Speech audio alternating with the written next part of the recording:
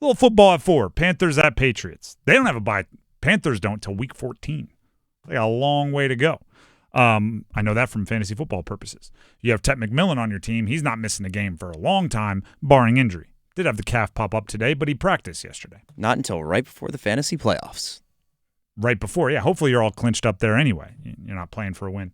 Anyway, for the Panthers, there is like the theme for this game for me is comparison is necessary. Comparison in this Panthers-Patriots game is necessary. It's not to be avoided. I think sometimes in life we preach, and in many cases it's important to preach, that, focus on yourself. Who cares what everybody else is doing? Run your own race. Right? You get out of college, your buddies, some, they're immediately making a bunch of money. Some aren't. Some are this, some are that. Some get kids early, some are married, some not. And you're comparison. And at a certain point, you're like, you know what? I just got to run my own race. Who cares what they're doing? Right? I want them to be successful. I'm a root for them, but I'm on my own path. When it comes to something like the NFL, where there's 32 teams, you're all chasing the same goal, and only one of you can get to that goal, comparison is a requirement. If somebody else is way better than you, well, guess what? You're going to have to make up that ground, because it's truly not like, oh, I'm just going on my own path here, right? They're like, we're going to be really good for the next decade. You're like, well, okay, I'm going to take a nice side path and maybe I'll be good 6 years from now. It's like, well, by that point, I'll be way better than you. And this was sparked by a question that I was asked this week, significantly more than I expected to be asked. Drake Maye or Bryce Young? Who you got? Who would you want? Who's your pick? Drake Maye or Bryce Young? Drake Maye or Bryce Young? And my first thought was, and I said this yesterday on the show, like, oh, you're setting me up to be mean, aren't you? Like, I can answer that question. I will answer that question. I don't want to answer that question with my honest opinion, because that's not nice to Bryce. Which, by the way, I think is the person asking the question is the one being mean there. Right? If I were to ask you, like, oh, here, like, say I was, and sometimes I am this dad. Sometimes I'm, the dad that has the videos, the phone on like, oh, look at my son. Let's say my 5 years from now, my son's in like 9-10 years old, and he's swimming. He's in a swim class, and I look at this. Do you think he can swim in the Olympics? We all know he's probably not good enough to swim in the Olympics, but me asking that question is making you tell me that, right? Making you go, no, look at him. I've just watched 15 seconds on your phone of him swimming. I don't know what stroke he's doing. Like, of course not.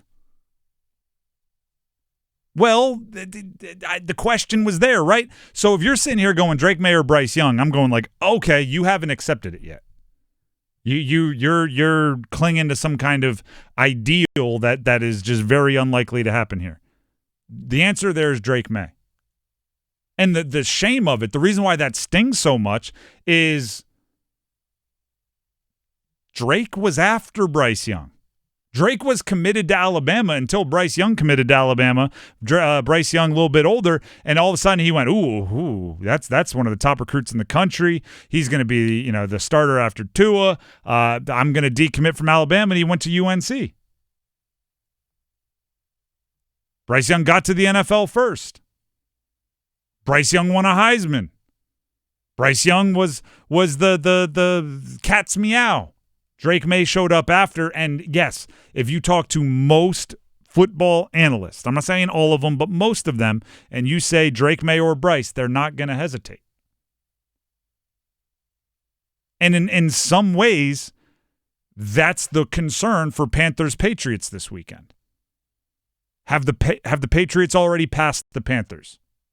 Now, I'm not saying it's obvious like that. And when I say already passed, you may be like, were the Panthers ever in front? Well, they did. They drafted their young quarterback first. They brought in their new coach first. Right? They brought in Bryce, highly drafted, a year before the Patriots drafted Drake Maye. They brought in Dave Canales, the culture-setting new coach, the year before New England brought in Mike Vrabel. So you're looking around going, Panthers have been doing it first. Have the Patriots already jumped them?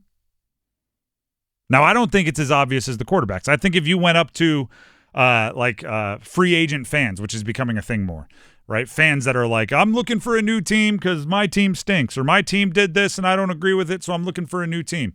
If you look up to a free agent fan and say, all right, you get to go to the Patriots or the Panthers, which one are you rolling with? I think there's going to be some questions. There's going to be some debate. This weekend might help settle that debate.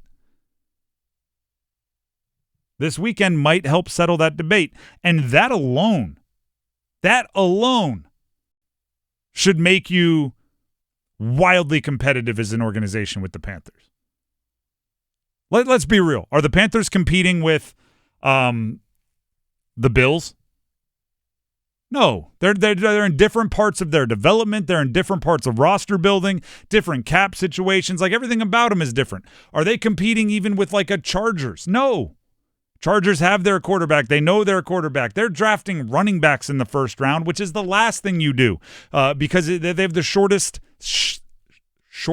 shelf life, right? So they're to like the final stages of polishing up what they think is a contender. The Panthers are still at the beginning of that race. The teams they're competing against are like the Patriots, teams that have recently kind of started over, that are trying to build around a young quarterback. So when you have these opportunities, that's when you should be the most get after it. That's when you should be the most competitive. You should be the most thirsty to dominate your opponent and set yourself up as one of those teams that's next in line to take a jump.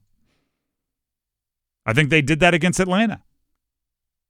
Atlanta's got a lot of young players. They got a new quarterback. They got a new coach. They got the highly drafted quarterback. And I think the Falcons gave it to them a bit, but the Panthers took it to them. That's a good win. It's a good feeling. Do it again against the Patriots, and you're starting to, have a few teams below you in some rankings, which is nice. Which is very nice. I almost look at this, and Max, there's a bunch of references to how young you are. You probably actually, you know what? No, you had some rap beefs in your time, right? I don't know if you're into hip hop. A little bit. Like the Drake Maye, or not Drake Maye. Goodness gracious. How funny would that be? Actually, this is perfect. Drake and Drake. Yeah. And then Bryce Young is like Pusha T or something, or Kendrick. He's had a bunch of them. Meek Mill. Eminem and MGK. Yeah, I mean, fine. They used to be something more serious, but we don't have to get into it. But in hip hop, there's like a thing that if you're both on the same song, even if you're friends, even if you're collaborators and you choose to be on the same song, you want to win the song, right? You want to have the best verse. You want to have the legendary line. You want to body them on the song. It's when, Renegades was a song back in the day with Eminem and Jay-Z. And people give M a lot of credit because many believe that he bodied Jay-Z on his own song. And it's that competitive. If I'm on a song with you, I want to win it. Well, when you're playing against a team, it's kind of like being on the same song. Eminem and Jay-Z on their own albums, it's going to be great. It's going to be different. They're going to be successful. They're both going to sell a ton. But when they're on the same team, it's like, oh, now I want to specifically beat you, right? I want to dominate you because they're peers in some ways, right? There's not many people that can look eye to eye with those guys in the hip-hop game, but they can. Well, let's think about this now. Like the Panthers and the Patriots, young quarterbacks, new coaches, like all those sorts, they're peers. And I'm sure every week they want to do better than the other, but when they're on the same field, it becomes more personal. It becomes more, we're peers here, and I want to dominate you. I want to take the food out of your bowl and put it in my bowl. Which is what you're trying to do in a competitive sport, right? There's only one win here. One of us is going to eat the W, to quote Jameis Winston, and the other is going to go hungry. I want to see some ferociousness from the Panthers. I want to see a first drive punch in the mouth from the Panthers. I want to see them win the coin toss and say, we want the ball, go down and score 7 before Drake Maye even touches the field. That's what I want. I want to see Fritterer McMillan, who we're going to talk about later on. Fritterer McMillan may have a different vibe than some legendary, combative diva wide receivers. He's got the arrogance that I think you need to be a number 1 wide receiver. I want to see him demanding jump balls. I want to see him running over defensive backs and flexing on them like he's already done a few times in the first 3 games of his career. I want to see Derrick Brown dribbling humans off the ground like we've seen him do a few times. Throwing offensive linemen like they're boomerangs. I want to see somebody get a sack. Drake Maye will hold on to the ball. He plays a little hero ball. He understands that he might not have the best supporting cast of playmakers, and if he can give them as much time as possible, they might need that. If he's holding on to the football, I want to see somebody get a sack. I don't care who. They've only got, meaning the Panthers defense, only have 1 on the season. If Turk Wharton's back and playing, which, by the way, he looked like he was going to a practice today, I want him to get a sack. I want Scorton to get. I want one of the Princely Umanmielen to get a sack. I want Trayvon Merrick to blitz out of the sky and get a sack. I don't care who it is. I want them to be aggressive and angry against a team like the Patriots because there's a peer element to it. You're in the same stage of your development. Don't let them pass you. It's one thing to get passed by the ones that, the contenders. They're different category. Don't get passed by somebody who looks like they're in your league. And if you put some pressure on Drake Maye too, I mean, the Patriots are one of those teams that can get a little turnover happy, can get a little turnover prone. Last week they had quite a few, including basically on the goal line, on the precipice of scoring. I think twice, actually, they turned it over either in the end zone or on the 1-yard line. So if you can get that pressure there, you will force them to make some quick decisions and maybe be a little careless with the ball. And Vrabel seems a little old school coach. Ramondre Stevenson fumbled twice. That might be doghouse worthy. That might be like Travion Henderson. Some of these other guys are going to get more carries. They're going to get more attention. Which I don't necessarily want to see for the Panthers because I think Travion Henderson is the most talented running back that they have. I could not agree more with that, but I'll put this out there. You make Travion Henderson fumble first, now all of a sudden everything is upended, right? Because do we put Stevenson back in? Who else do we have? What do we do?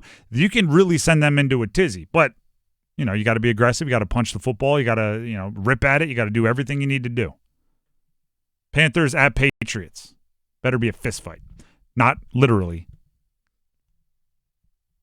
but metaphorically. Looking at you, Leggett.